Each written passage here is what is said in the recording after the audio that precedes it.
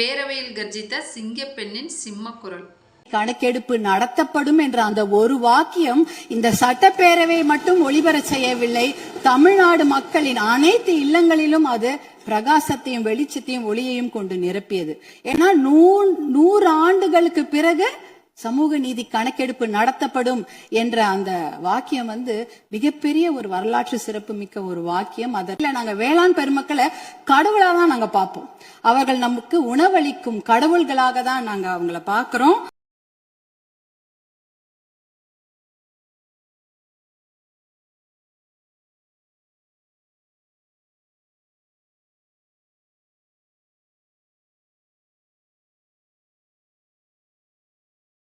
பெண்கள் மேல் கை வைத்தவர்கள் அந்த உயிர் பயத்தை கொடுத்தாதான் இனிமேல் அந்த தவற செய்ய மாட்டாங்க.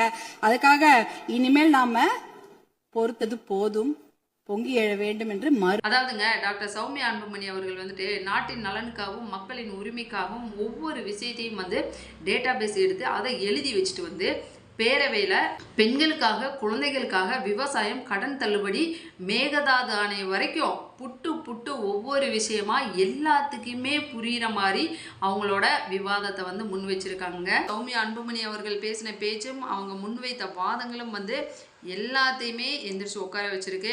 அதே மாதிரி அத்தனை அதிகாரங்களுக்கு முன்னாடி யாருக்குமே பயப்படாம சில உண்மைகளை உறக்க பேசி அவங்களோட வாதத்தை முன் வச்சிருக்காங்க.